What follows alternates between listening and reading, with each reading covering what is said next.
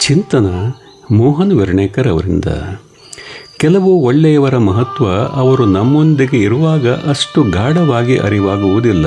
ಅವರ ಸರಳತೆ, ಮೃದು ಮಾತು, ಸಹಾಯ, ಪ್ರೀತಿ ಇವೆಲ್ಲವೂ ಆಗ ನಮಗೆ ಸಹಜವೆನಿಸಬಹುದು.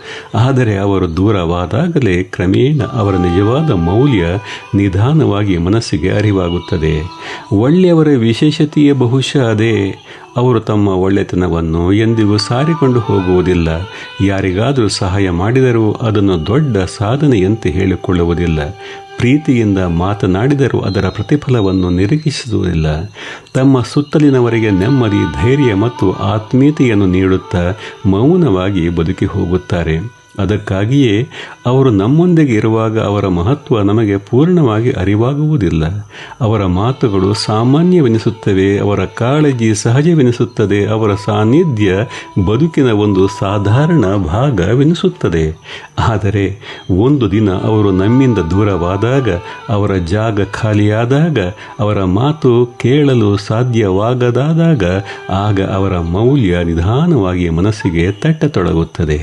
ಕೆಲವೊಮ್ಮೆ ಒಬ್ಬ ವ್ಯಕ್ತಿ ನಮ್ಮ ಜೀವನದಿಂದ ದೂರವಾದ ನಂತರವೇ ಅವರು ಎಷ್ಟು ಒಳ್ಳೆಯವರಾಗಿದ್ದರು ಎಂಬ ಅರಿವು ಮೂಡುತ್ತದೆ. ಅವರು ಮಾಡುತ್ತಿದ್ದ ಸಣ್ಣ ಸಣ್ಣ ಸಹಾಯಗಳು, ಹೇಳುತ್ತಿದ್ದ ಆತ್ಮೀಯ ಮಾತುಗಳು, ನೀಡುತ್ತಿದ್ದ ಧೈರ್ಯ, ಅವರ ನಗು, ಅವರ ಸರಳತೆ ಎಲ್ಲವೂ ಒಂದೊಂದಾಗಿ ನೆನಪಾಗುತ್ತವೆ. ಆಗ ಮನಸ್ಸಿನಲ್ಲಿ ಒಂದು ಪಶ್ಚಾತ್ತಾಪವೂ ಮೂಡಬಹುದು. ಅವರು ನಮ್ಮೊಂದಿಗೆ ಇದ್ದಾಗಲೇ ಅವರ ಮಹತ್ವವನ್ನು ಅರಿತು ಇನ್ನಷ್ಟು ಪ್ರೀತಿಯಿಂದ ಮಾತನಾಡಬೇಕಿತ್ತು, ಇನ್ನಷ್ಟು ಗೌರವಿಸಬೇಕಿತ್ತು ಎಂದು. ವಾಸ್ತವವಾಗಿ ಮನುಷ್ಯನಿಗೆ ಕಳೆದುಕೊಂಡಾಗಲೇ ಅದರ ಬೆಲೆ ಗೊತ್ತಾಗುವುದು. ಹಾಗೆಯೇ ಒಳ್ಳೆಯವರ ಸಾನ್ನಿಧ್ಯವೂ ಕೂಡ. ಅವರು ಇರುವವರೆಗೆ ಅದು ನಮಗೆ ಸಾಮಾನ್ಯ, ಆದರೆ ಅವರು ಇಲ್ಲದಾದಾಗ ಅದು ಅಮೂಲ್ಯ.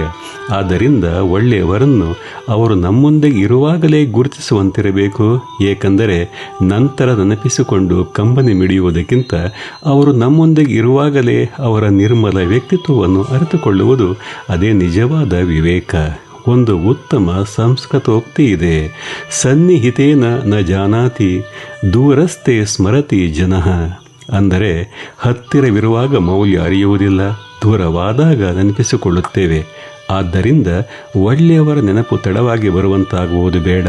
ಅವರು ನಮ್ಮೊಂದಿಗಿರುವಾಗಲೇ ಅವರ ಒಳ್ಳೆತನವನ್ನು ಗುರುತಿಸಬೇಕು, ಗೌರವಿಸಬೇಕು, ಪ್ರೀತಿಯಿಂದ ಮಾತನಾಡಬೇಕು, ನಮ್ಮ ಕೃತಜ್ಞತೆಯನ್ನು ತಪ್ಪದೆ ಹೇಳುವಂತಿರಬೇಕು.